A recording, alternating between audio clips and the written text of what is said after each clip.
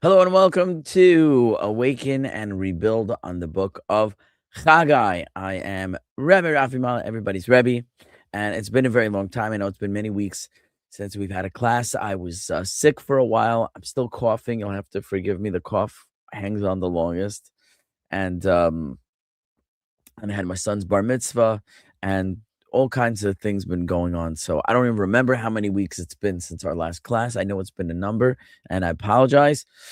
And I really did the best I could to come tonight. Troy is asking, is there a malfunction in the matrix? Troy, you want to elaborate? Are you experiencing malfunction? Let me know. How's my video? How's my audio? Yeah.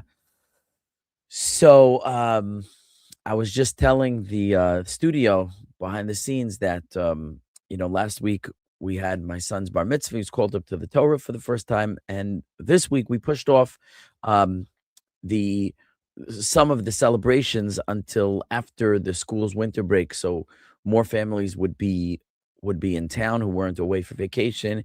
And my son had another boy in his class with a bar mitzvah. And so the same week as us. So a lot of the boys weren't around for my son's bar mitzvah. So this past weekend, we did another reception for my son to include more people. And it's just been a whirlwind. And so I've been very, very busy. And I even doubted whether I'd do a class tonight because I've just been super duper busy. And so I did not prepare new material for tonight's class. The topic that I chose to cover, as you could see from the description of the class, is the 3 oaths that I've been teasing for weeks. So I honestly didn't even have time to review before the class tonight. So we'll look at some slides that I had prepared weeks ago, and we'll kind of play it by ear a little bit, and we'll discuss. And if there's extra time, I'll open it up to whatever questions you may have on this or other topics. Trey said the video came on after he commented. Okay, I'm sorry that there was a delay. I was talking behind the scenes a little bit. So if you want to start a little earlier, you come to the link. Use the link, which is at the top of the live chat. Use the link to join the studio. We have a little back and forth before the class starts. That's why there's usually a few minutes of delay. Rabbi, excuse me, I like to take notes with your classes. So I wrote the 3 oaths, but what is the source of that, please? We're going to talk about it. Okay. Okay. Let me just do my my housekeeping announcements. This class is brought to you by the Seattle Kollel, seattlekollel.com, SeattleKollel.com, bringing Torah learning and family programming to the Seattle Jewish community. Consider visiting their website and dropping a tax-deductible donation. Other ways you can support this channel is you can donate to the links in the description. You can also buy super chats. You can purchase highlighted comments in the live stream, which I will address. I'll try to address as many comments as I can, but the highlighted ones will take priority, and those purchases benefit the channel. In addition to that, you can shop artscroll.com/Rebbe Rafi, REBBI. And in fact, someone just made an order like right before the class started. I saw an order came in through that link. So thank you so much. Some of the commission, there's a commission that I earned from those sales. So that helps as well. And what else? I don't know what else there is to say. So we're going to get right into it. Trey says, Mazel Tov. Did you get to see if he got whiskers yet? I always checked when my boys got that age. Now, if you're talking about facial hair, he's still pretty smooth up here. If you're talking about other growth, that we won't address in this live stream. So, although as a matter of fact, it's important to know the halacha that we think that a boy becomes, so to speak, bar mitzvah when he's 13 years old in Judaism. However, there is another caveat to that in order to be considered obligated by the Torah, in the commandments, he does actually need to grow some body hair to indicate his maturity. So it's not just the age, it is also hair growth. So that's kind of a halachic detail that's often overlooked. But now that you bring it up, so the answer is yes, that is a requirement for someone to actually be the full status of bar mitzvah, the age and growth of hair on the body that indicates maturity. Okay, so fine. This class, I wanted to talk about the concept of the three oaths for those who may not have been tuning into the series until now. We talked a lot about in the book of Haggai, there is this holler from the prophet to build the temple, build the temple, build the temple. What are you waiting for? And it's a very strong message. And certainly in our own time, we are living in an incredible precipice of history when the ingathering of the exiles is happening before our eyes in a historic way that has just never occurred before. And I've talked about this many times. I talked about it in the Ovadia series. And by the way, everything we said in the Ovadia series is like happening in front of our eyes, especially, and I mentioned it before, but it's been a while, so I'm going to mention it again, especially the way the West is turning against Israel. You know, generally speaking, countries like the United States and other Western countries have been pretty favorable allies towards Israel, the modern state of Israel, throughout the decades of its modern history. And largely Christians in the West in the last century have been very philo-Semitic. And yet we see at this time a tremendous turning of the hearts where politicians and grassroots political movements on the political left and right across the spectrum are turning in a massive and sudden pivot on the heel against the Jewish people and the state of Israel in a way we did not see the entire time we were speaking in the Ovadia series. And yet there was so much ominous prophecy that this would happen in a way that was so surprising that I almost had to make excuses for it and try to come up with explanations. How could it be? You know, the Christians are so friendly to us. And just within weeks of completing that series, the landscape has completely changed. So we really are seeing the events, the stage is being set exactly the way the prophets told us. But the point I wanted to make now, remarkably, that I've made before, is you have the ingathering of exiles.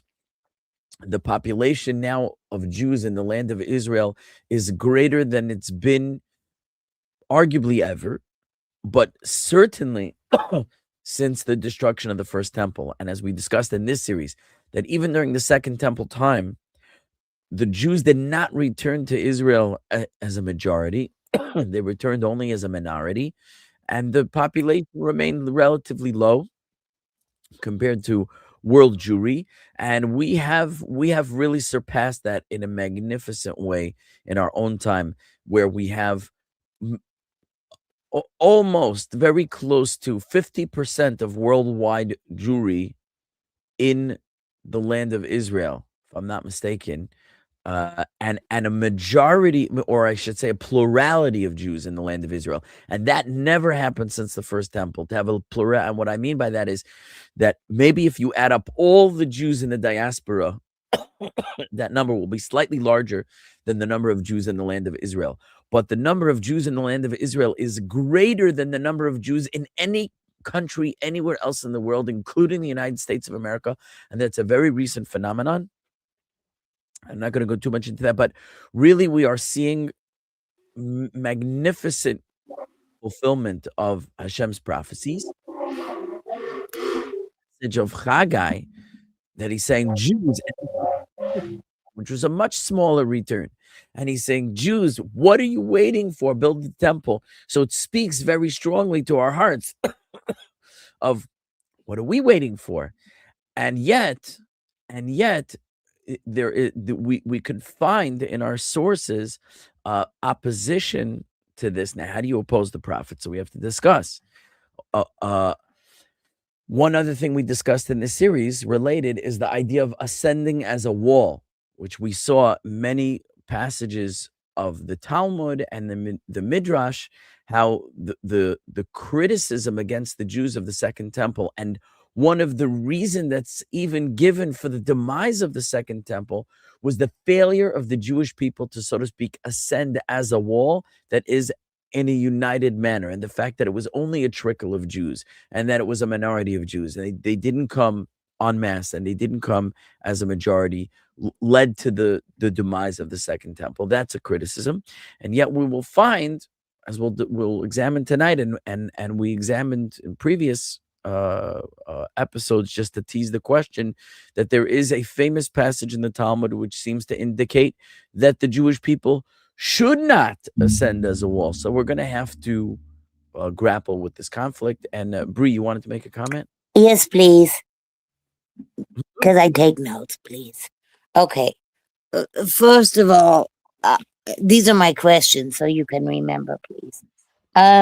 Is it true that it has to be 51% of the Jews in Eretz Israel? Does that also, I've also heard that Judea and Shamron, they're like setting up for the settlements and the Jews coming in. And then also with Yosef, it says he's likened to by Yaakov as a fruitful plant growing up the side of the wall. So I think of Yosef about ascending as a wall. Interesting. Okay, so let me address each one of those. Thank so first, you. you asked, is it true that it has to be 50%, 51%? Is it true that Yes. what has to be 51%? The population in Israel. That What do has you- to be what do you mean? 51, not at 50, 51%. What do you mean that it has to be? I'm not sure what you're asking. Well, I'm not sure if that applies to Judea and Shamron or Eretz Israel, the whole land of Israel, the 51%. Regarding what is this 51%? About the people coming into the land. Why 51%? Why not 100%? Why not No, I 80%? heard 51. It has to tip over. You know how, like, Rosh Hashanah, you want to tip over, not a mitzvah. I'm not sure what you're asking. 51% would be a majority of Jews. Yes. So you can't have a majority until you have over 50%. So what? Exactly. So does that apply to the whole land of Israel, or Yeah, the whole land of Israel. Okay. And then get back with me on the wall. I thought that was interesting. Okay, so your next question was, what was your second question? Well, my question that went with that. Preparing settlements in Judea and Samaria? Yes. Who's preparing settlements in Judea? I follow politics a lot. Politics is poison, but I don't know. No, no, it's not. Geopolitics is especially important when you study Torah. Maybe, but what is your question? Okay, never mind. It was just observation. I'll get back with you on more information.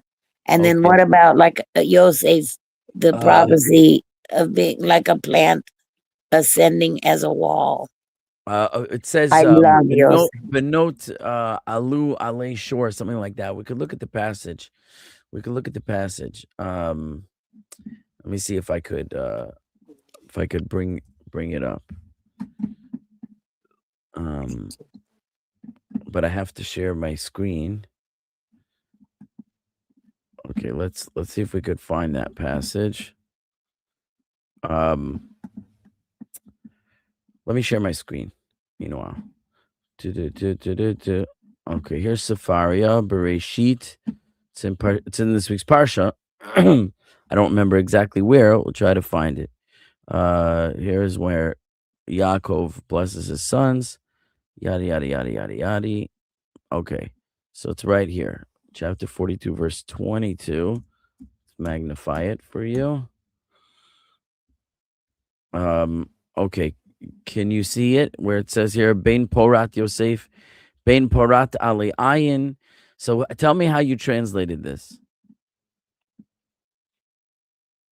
Bree, do you hear me? Yes. How did you I translate this verse? this is from the arts this is from Midrash says. The Midrash says. So what does it Yeah. say there? It has a beautiful view of the Midrash says and the 12 tribes.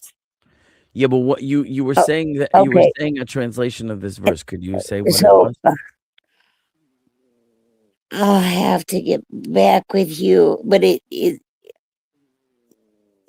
says that Yaakov was likened by Yaakov to a fruitful plant growing at the side of the well. And I'm sorry, I misread it as well. No, Sorry. you're right. Well, the well. Keep reading. Keep reading. Because that's all I have. I haven't gone into the Okay, so I'll tell you what source. it says here. It says Bain Porat Yosef. Now, Bain means a son, right? A Bain of Porat. Yosef is a son of Porat. So what's Porat?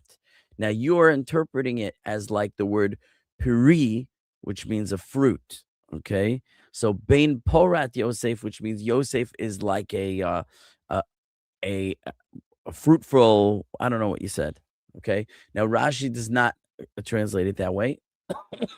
He says Porat is it means grace or beauty. Ben Porat Yosef is saying he was beautiful, but your translation is understanding it as a fruitful something, whatever you said, and it says Ben Porat Ale Ayin, a fruitful son.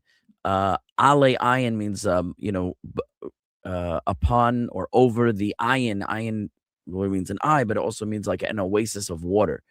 Could be used for a well of water. So he's like a fruitful plant that's growing next to water, which is, makes very fertile, right? And then it says, Banot Tsa'ada Aleshur. Daughters, women, daughters, Tsa'ada Aleshur, they walked upon the wall. That's what Tsa'ad means, like a step. Okay. They walked upon the wall. So the way Rashi understands it is that Yosef was so beautiful. That's how we understand Ben Porat Yosef, that Ben Porat Ale Ayin, upon the eye, meaning he was beautiful to behold. Oh yes, he was And gorgeous. therefore, Banot Tsa'ada Ale Shur, women would climb over the wall to try to get a glimpse of Yosef. But Right? I'm also reminded of the Midrash that the whole thing of the sin of the eagle, of the golden calf, Moshe fashions the gold plate and says, "Up, ox," and Yosef was known as an ox. So when Yeah. he throws it in, the coffin of Yosef rises, but that terrible, terrible, terrible one, pooh, pooh, pooh, Right. then Right. threw that gold in the fire, and then and Moshe had saved him, and Hashem said, The passage. "Don't question my judgment," because he was supposed to die in building of the pyramids. Okay. Why are you bringing this up? Because I thought Yosef was likened to an ox, Right. Correct. but He now is like an ox. this is about a plant in a well. Okay, so he's likened to an ox in Moshe's blessings at the end of the Torah. Oh, okay. Okay. So that's why he's likened to an ox. Although what you're saying is related to this verse, but in a way that I'm not prepared. I am prepared, but I don't want to go into right now because it's taking us afield of our topic. Okay, thank So you. at the end, if there's time, you can ask me more. I'll tell you more. Okay. So fine. Was there any other question? Fine. Okay. So let's take a look at the sources that I wanted to share with you here. So this is the Talmud in. You ready, Bree? Take notes. Ketubot Okay, Ketubot, page 110b to 111a. Okay, and we discussed this before, but I'm going to review it. Okay, because I don't know if everyone was in that class. I'll say it in English. Okay, so it says that Rabbi Zera, one of the Talmudic sages, Rabbi Zera was avoiding Rav Yehuda, another one of the Talmudic sages. He was avoiding him. Why was he avoiding him?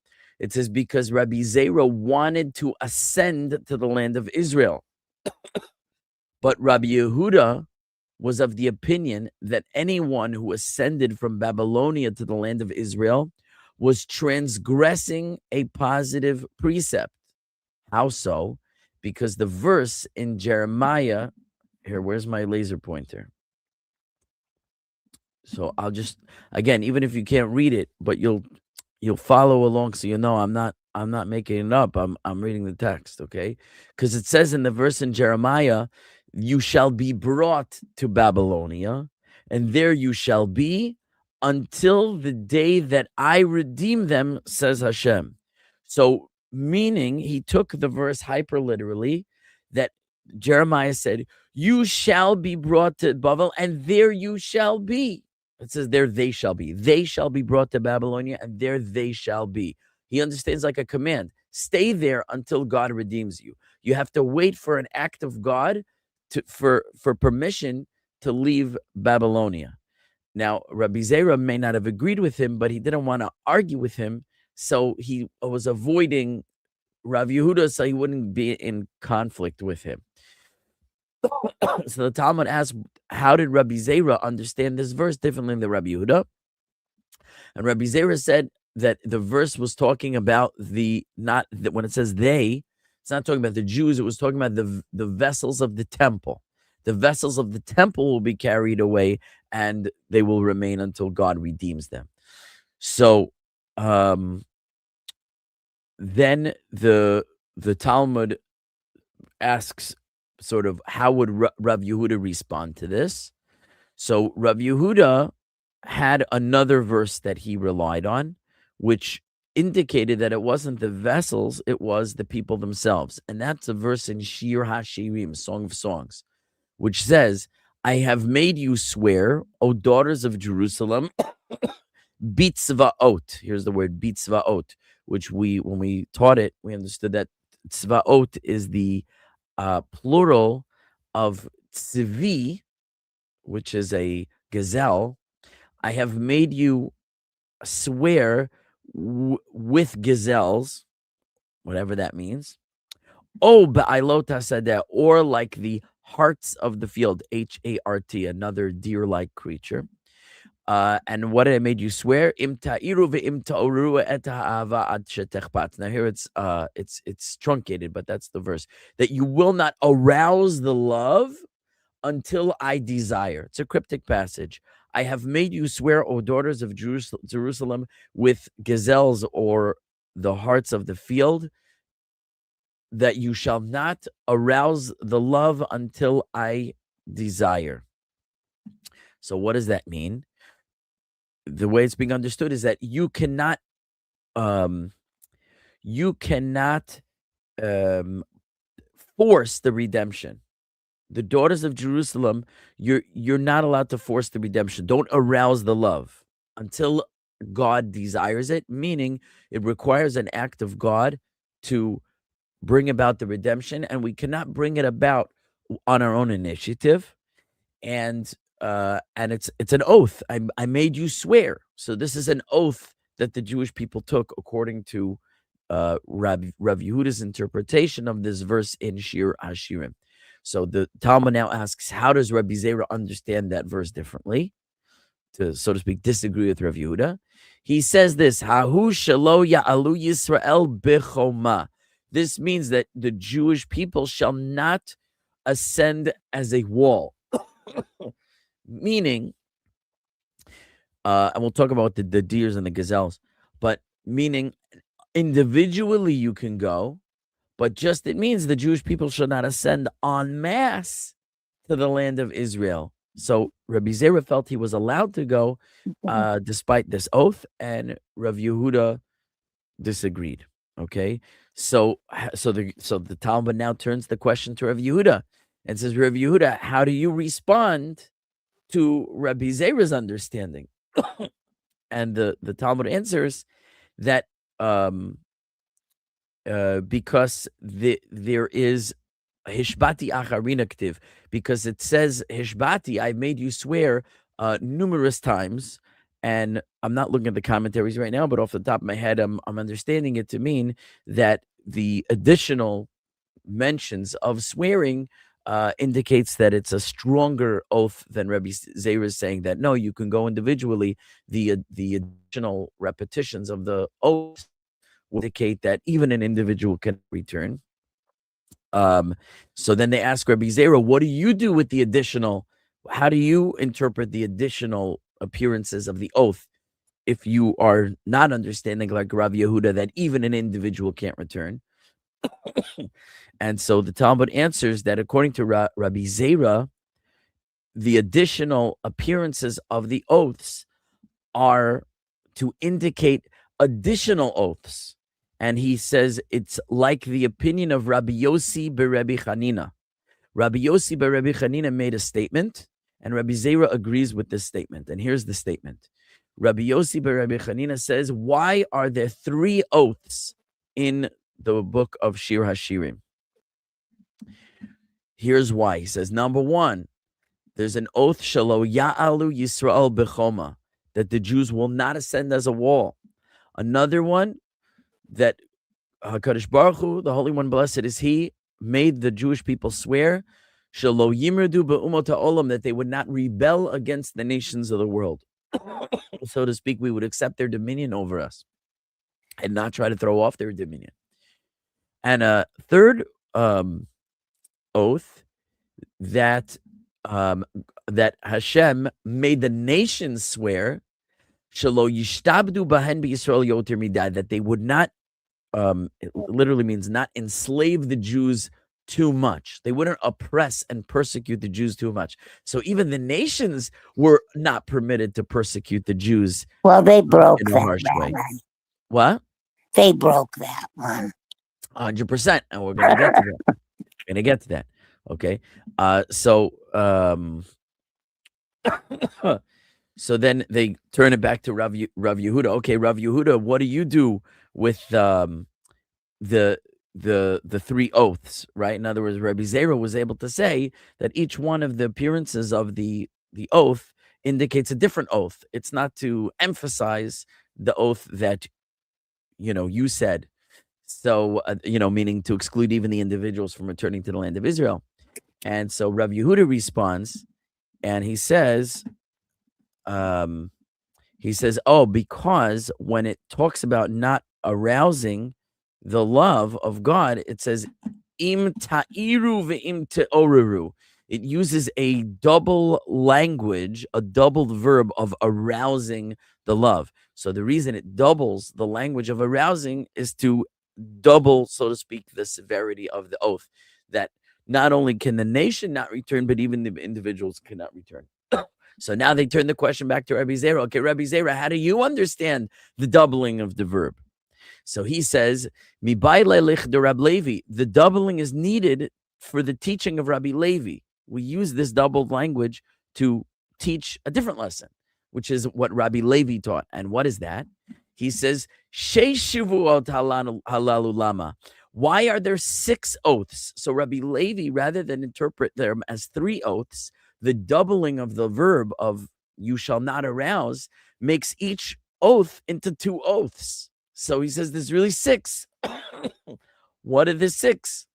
He says 3 of them are the ones we already said, plus there's another 3. And what are they? Shalo yigalu et hakates, that they should not reveal the kates. The kates means the end of days. And presumably to reveal the end of days means if someone knows when Mashiach is going to come, he's not allowed to reveal that information. Okay, and that's a general idea. A person is not allowed to reveal when Mashiach is going to come if he knows that. Those who know do not say, and those who say do not know. Okay. So that's oath number 4. Oath number 5, shelo yirachaku et haketz, that they should not push off the end times. And we'll see in Rashi what that means.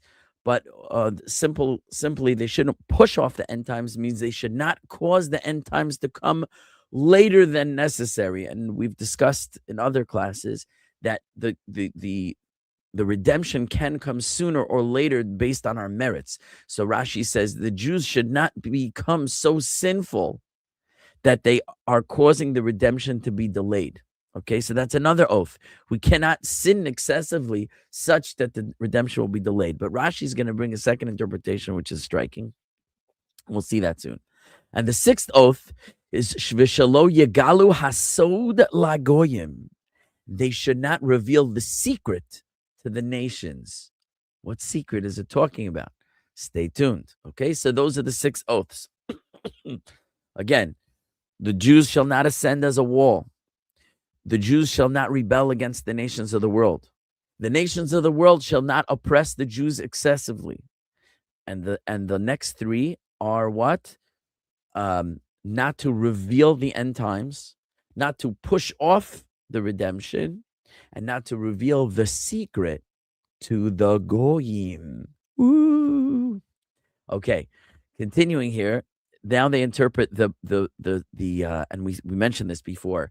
They interpret the phrase about the gazelles and the hearts of the field. Why are they mentioned in the oath? Rabbi Elazar said, Amar Rabbi Elazar, HaKadosh Baruch Hu said to Israel, he says, if you uphold the oath, mutav, it is good. Ve'im lav, but if not, Ani matir et besarchem kitzvaot uchayelot hasadeh. I will permit your flesh like that of the gazelle and the hearts of the field. Meaning, we said this before, as the gazelle and the hearts of the field are animal that it's open season to hunt them down, kill them and consume them, so too I shall make it for you. If you do not keep these oaths, it'll be open season on Jews. Bum, bum, bum, bum. And as I mentioned in the past, it's from this passage in the Talmud that the Satmar and their ilk and the Neturei Karta, which are the extreme, these are the extreme anti-Zionist Jews within the Orthodox. Now, that said, I do not want to impugn the Satmar. They're incredible, God-fearing, kind, good, excellent Jews that love other Jews without question. They just object to the existence of the political state of Israel because of this passage and the belief that it's forbidden. They're well-meaning, they're well-intentioned, and you could agree or disagree with them. I'm not telling anyone what you should believe. Whereas I want to draw a distinction between the group known as Neturei Karta, if you're familiar, who are crazy, even further extreme than the Satmar, and these are the ones that go marching with our enemies. These are the ones who stand with the people that want to see us dead. These are the ones who shake hands and hug, Ahmadinejad and Yasser Arafat and Abu Mazen and all the guys who want to kill us. They're embracing them and hugging them and kissing them because they truly stand with our enemies against any Jew who's not like them. Any Jew who's not like them is not deserving to live. So they're very extreme, and they are castigated, ostracized, and really cast out by every segment of the Orthodox. Can I ask? Oh, just let me know and I can ask. Yeah, ask. Okay, thank you. Because I take notes and I write. Yeah. So, in one of those points, because 4/5 did not leave Mitzrayim because they were killed, okay? And then 4/5 also did not leave Babylon to go to Eretz Israel. Right. Now, both, didn't they get potch? Yes. Well, it's hard to say. The 4/5 that did not leave Egypt died in the Right, place. 100%. And the 4/5 who did not leave Babylonia, I don't know that we saw that they suffered so much from this. Really, the ones who suffered from it were the Jews in Israel, who were not strengthened by the rest of the nation, and they ultimately lost that settlement in the Second Temple period. But I never know where anything is, but it's in Yirmiyahu talking about the remnant. So it's never going to be all the Jews. Correct. You're saying at the end it's not going to be all the Jews. Well, 100%. It'll be the remnant. Again, negative prophecies are contingencies. They are possibilities, but we can avoid them. Right. Positive prophecies are a guarantee. Right. But negative prophecy are more like a warning, as we saw with Yonah, right? So now, okay, but there's a lot to say. Because let me go on a little tangent. Go ahead. Let me go on a little tangent. So we see that just talk about recent history, the return to Israel, the Zionist movement. There was an awakening within the Jewish people to return to Israel. Now, there were different reasons for the opposition within the traditional community for that, and opposition within the non-religious community for that, meaning the Zionist movement arose at a time where there was a great defection of Jews from Judaism in the 19th century, when reform began really beginning already in the late 18th century, but largely in the 19th century, the reform movement, and a lot of that had to do with emancipation, because Jews were discriminated against in all the European nations. They were not allowed to mix into society. They were kept separate.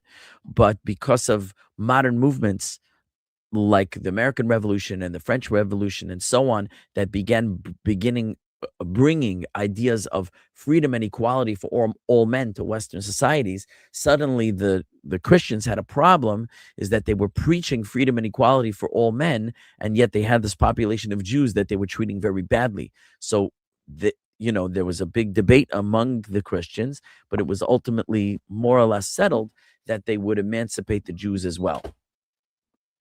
And so they Jews were given rights and freedoms, ironically, I think first in Germany and then in other countries.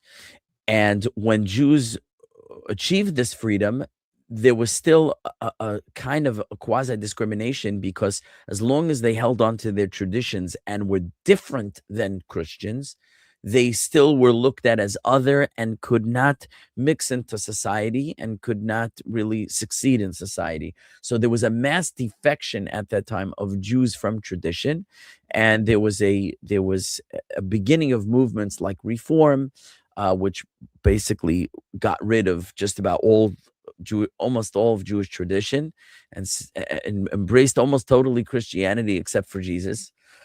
And it's a big discussion. And then later Conservative, which tried to conserve more traditions and be more traditional than Reform, but not as traditional as what came to be known as Orthodox, which were just simply traditional Jews. And within that milieu, there was anti-Semitism. We know that Theodor Herzl believed the solution to anti-Semitism, ultimately, I'm making a very long story short, was to create our own country, just like every nation had their own borders and government, etc. The Jews needed that, and then they would be accepted as a nation among other nations, and there would be no more anti-Semitism. He believed the only reason there were anti-Semitism is because we were a minority in another person's country, and they're like, what are you doing here?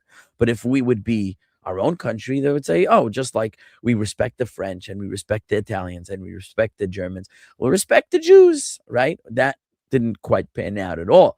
But and Herzl was an extremely secular, extremely assimilated Jew. And so a lot of Zionism began with an extremely secular backbone.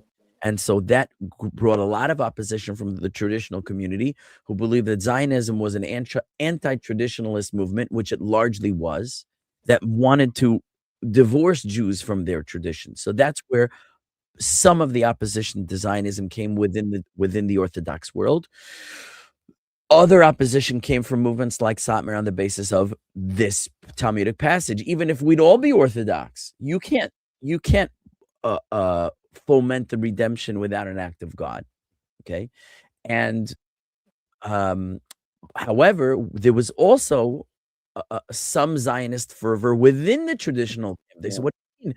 The Torah, the prophets, the writings are full of messages of the Jews belonging in the land of Israel, and if we have the opportunity to return, we should do so, and it's fulfilling the will of God, and it's a mitzvah." And you find writers like the Ramban, as we spoke about before in this series, who hold as an absolute fulfillment of the Torah commandment to return to the land of Israel. And many Jews over the generations had returned to the land of Israel in small number at different points in history, some more successfully, some less successfully, largely unsuccessfully, because the conditions of the land of Israel were such that they were so inhospitable, and it was ruled by very hostile nations that did not want Jews there, that the Jews were largely unsuccessful in doing so. But not because we didn't want to or because we shouldn't, it's only because we couldn't.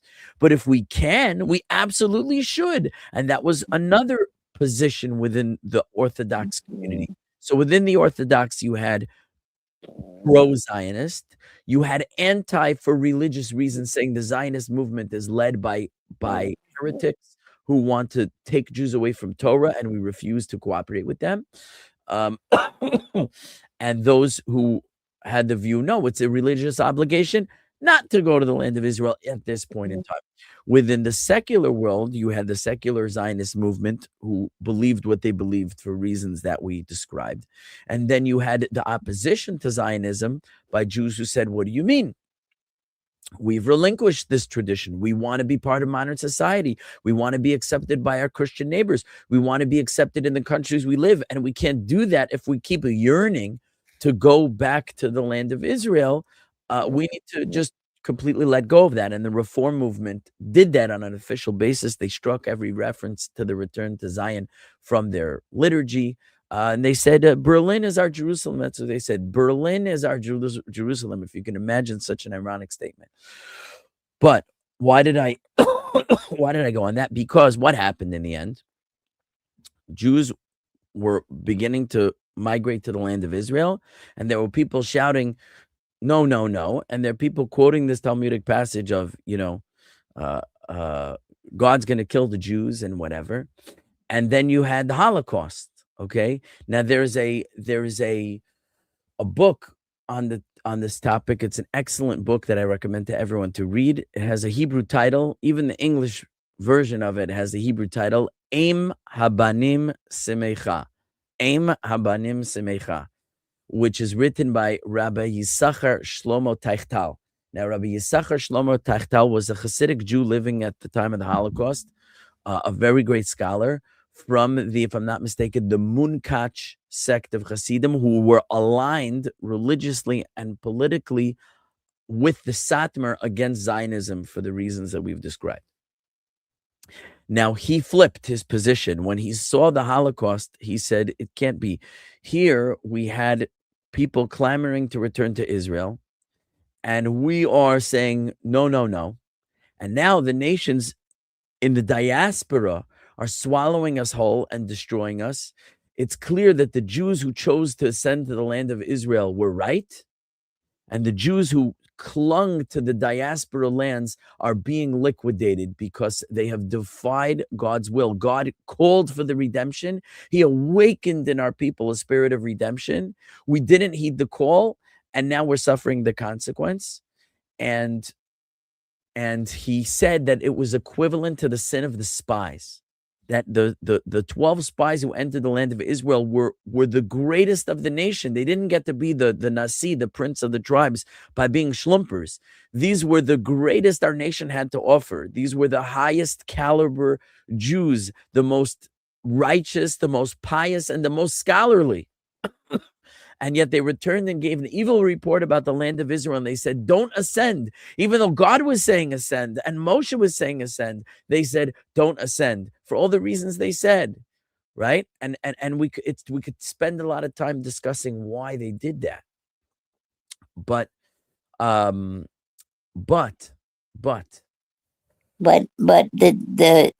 10 spies They did Lashon Hara against Eretz Israel.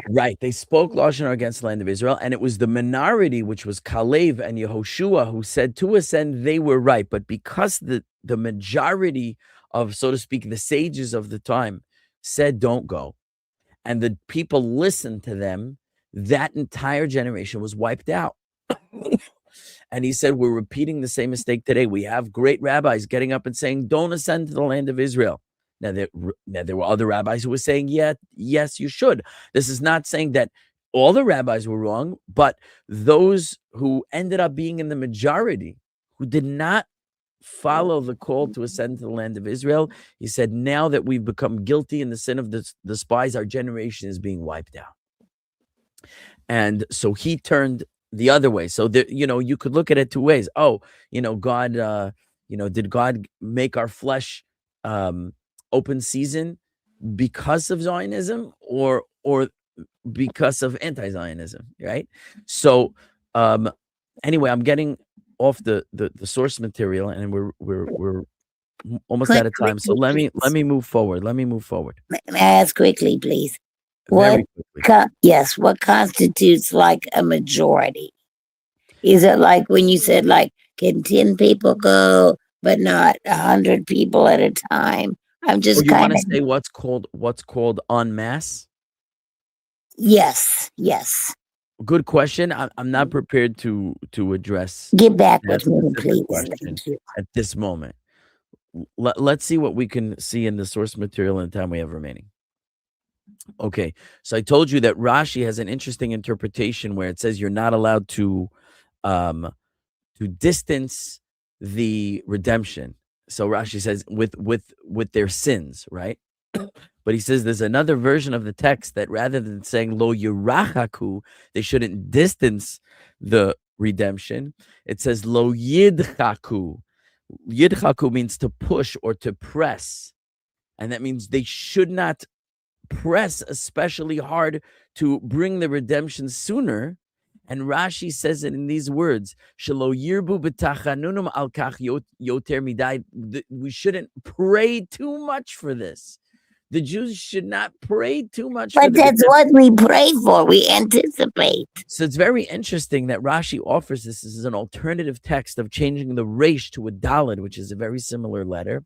And you see almost within Rashi the two views that grew out from the understanding of this text, even within Rashi. Now, Maharsha, who's one of the commentators, Rabbi Shmuel Adels, he asks the question, what about Haggai, right? That he said to build. What about Nehemiah and Ezra, that they went seemingly as a wall, or they wanted to do so. They went, he says, about it, he says, certainly an individual Jew is allowed to go to ascend to the land of Israel. An individual. Just the people shouldn't go together, biyad chazakah, with a strong hand to build the walls of Jerusalem, he says.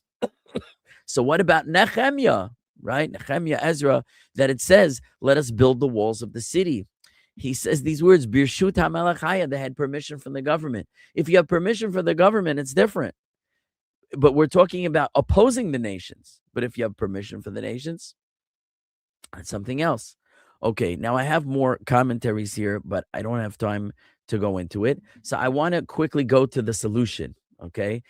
Meaning, if you're of the school of thought that you can't. But here, here's an article called "The Three Oaths" by Rabbi Eliezer Melamed. He's a very scholarly individual, a judge in the land of Israel today. Really excellent writer and halachist. Expert in Jewish law. So he goes through this, and I want to quickly go through what he says, and we'll see how he resolves the issue. So he quotes the verse in Shir HaShirim, I adjure you, O maidens of Jerusalem, by gazelle or by hinds of the field, do not wake or arouse love until it please. Okay, that's just the alternate translation, what we said before. The sages explain that God administered 3 oaths to Israel. 3 oaths, 2 to Israel, not to ascend to the land forcefully altogether, not to rebel against the nations, and 1 to the Gentiles, not to subjugate the Jews excessively. Then the Gemara adds 3 other oaths. They will not reveal the end of days, they will not delay the end, and they will not reveal the secret to the idolaters. Now, we didn't discuss what the secret to the idolater is, and I didn't see it in my notes, and I don't remember. So we could look it up later, but I don't have it in front of me. He says, then he quotes Rabbi Elazar in the Gemara that he says, if you fulfill the oath, well and good, but if not, I will allow your flesh to be devoured like that of the gazelles and the hinds of the field. So he quotes a book called Megillat Esther. This is not Megillat Esther, the book of Esther. It's a halachic work that was authored, and it was titled the Megillat Esther by Rabbi Yitzchak de Leon.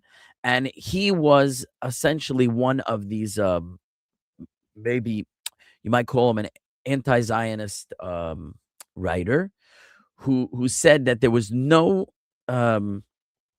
here the oath means we may not rebel against the nations and conquer Eretz Yisrael by force.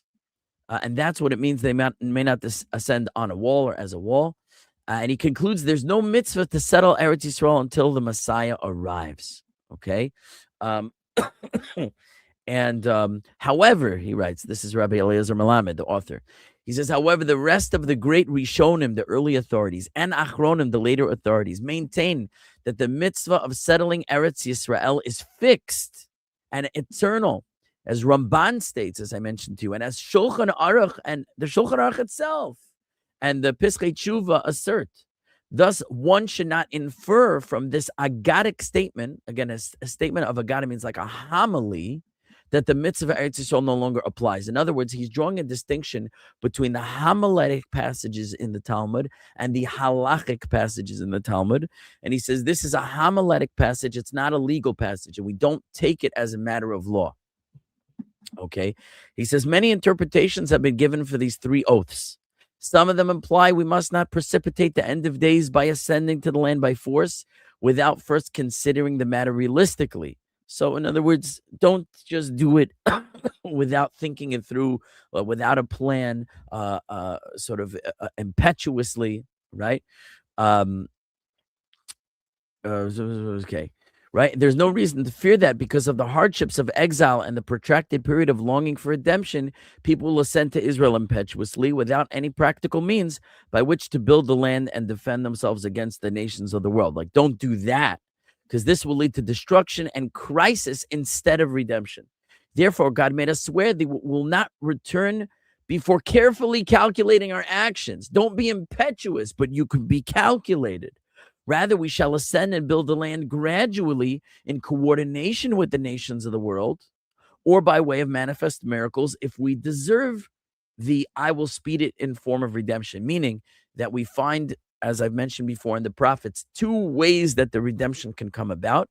It can come about gradually and naturalistically, or it can come about with speedily with manifest miracles if we merit it. If we merit it, it'll be speedily with manifest miracles. If we do not merit it, it'll be slower and more naturalistically. But both of those ways are permitted. It's just, it shouldn't be done irrationally. So he says, indeed, the modern return to Zion occurred gradually. The Jewish community in Eretz Yisrael established itself through small steps, while the Zionist organization simultaneously engaged in diplomatic efforts until the world recognized the Jewish people's right to return to their land and build a national home there. Accordingly, after the League of Nations agreed at the San Remo conference to return Eretz Yisrael to the Jewish people, Rabbi Meir Simcha of Dvinsk wrote that the fear of the oaths has departed. Now, I don't know if you understand the significance of that. Rabbi Meir Simcha of Dvinsk was one of the great Gedolim, one of the great Torah giants of the 19th century. My son, Meir Simcha, who was just bar mitzvah, is named for him, okay? And he was not a Zionist per se. He wasn't of the Zionist camp of rabbis, and yet he himself ruled. He wrote extensively on Maimonides' code of law.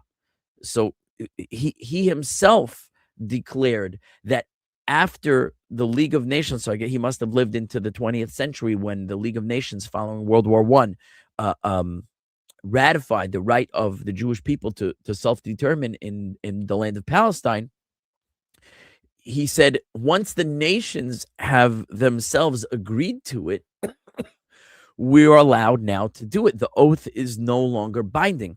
Furthermore, what's not mentioned in this article, but what was mentioned by Bree, is that the nations abrogated their oath. They were not allowed to oppress us excessively, and yet they did. And since the nations oppressed us excessively, we have no obligation anymore to remain underneath their subjugation, to remain underneath their dominion, and not to return and rebuild the land of Eretz Yisrael. So we have the right on the basis of the consensus of the nations, on the basis of the wrong actions of the nations. And even without that, we're saying that it's not abrogating the oaths to return in a calculated and planned out naturalistic way. Now, there's some interesting things I remember reading in. I like this guy, Rabbi. Rabbi Melamed, the author. Yes, yes. Oh no, he's excellent. He wrote a series on halacha called Penine Halacha, means pearls of halacha. It's beautiful, highly recommended. It's available in English. The whole text might be online, as a matter of fact, on every topic of halacha you could imagine. I'm just scanning the footnotes to see if there's something here. So together with a strong hand. Okay. He brings the Avnei Nezer, again, one of the great works of Jewish scholarship. That there's no one who, it's not a controversial work. Avnei Nezer is like, oh, it's that group. Avnei Nezer is accepted by everybody. He says that if the Jews ascend to Eretz Yisrael with the permission of the nations, it is not considered with a strong hand that was forbidden. Here he quotes Rabbi Yisachar Shlomo Tachtal, the Ema Banim Smecha that I told you, the rabbi from the group who was anti-Zionist, who switched his position during the Holocaust. And by the way, he was killed by the Nazis. He concurs in Ema Banim Smecha. Here's the title of the book here. He says, adding that when Jews in exile encounter suffering, it is a heavenly sign that they must ascend to Eretz Yisrael. Now he quotes Rav Tzvi Yehuda Kook, who's, I believe, the son of the famous Rav Kook, Rav Avram Yitzchak Kook, right? Who he explains this principle in Netivot Yisrael. Okay, fine. He just quotes other works where you can find these explanations. Okay. Even if one wants to explain the oaths differently, he writes, the rule is that we do not derive halacha, we do not derive Jewish law from agadic statements, from homiletic statements of the Talmud. And again, he's quoting the Avnei Nezer. This is a work that is universally accepted. Hence, Rif, Rosh, and these are early halachic commentaries. He's about to say Rif, Rosh, and all the other early halachic commentaries, which, by the way, are universally accepted on Ketubot, that passage of the Talmud, do not mention the three oaths, which is incredible because Rif wrote his commentary on the Talmud as a halachic commentary. He quotes every passage of the Talmud that is relevant to the halacha, to the law, and he does not quote the three oaths, which means he holds that is not the halacha. The Rosh does the same thing. The Rosh quotes every Talmudic passage that is relevant to the law, and he leaves that one out. On the contrary, they write that there is a mitzvah to ascend to Eretz Yisrael. So these halachic writers, not only did they leave out the three oaths, they say that there is a mitzvah to return to the land of Israel. Likewise, Rambam, Maimonides, and Shulchan Aruch do not mention the oaths in their works. The Rambam wrote a code of law extensively on every area of Jewish law. No three oaths mentioned there. Shulchan Aruch, the code of Jewish law, which was written after Maimonides, that we follow. No mention of the three oaths.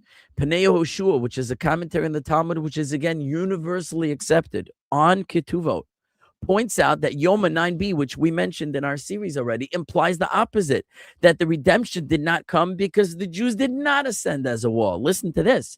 And since these two agadic sources contradict each other, we must understand them in some other non-halachic way. According to the Sefer Hafla'ah, another universally accepted work, these are not controversial works in Judaism, the wall only relates to the immigration to Eretz Yisrael from Babylonia. Only from Babylonia, but not from anywhere else in the world. The Vilna Gaon.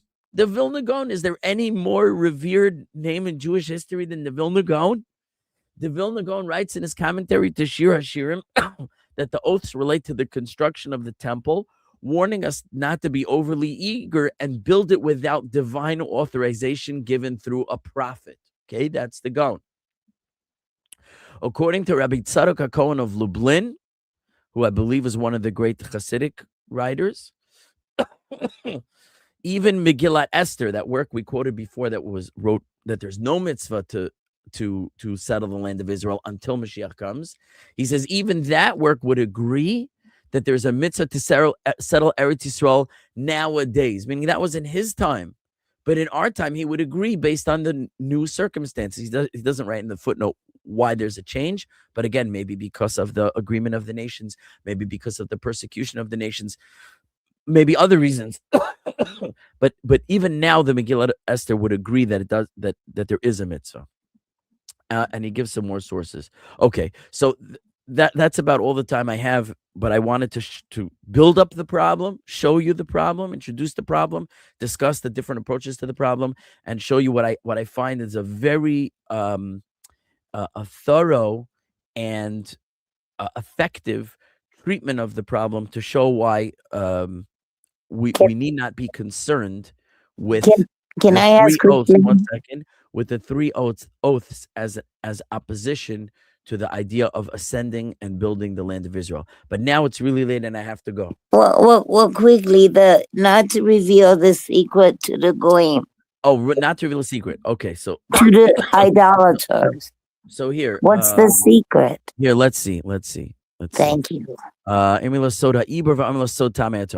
so Rashi gives two reasons, which I'll say quickly. One reason Rashi says is sod ha'ibur, which means the secret of intercalating the calendar.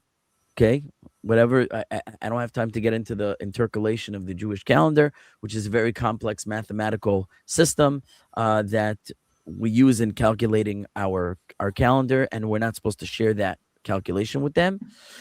That's one possibility of what the secret is.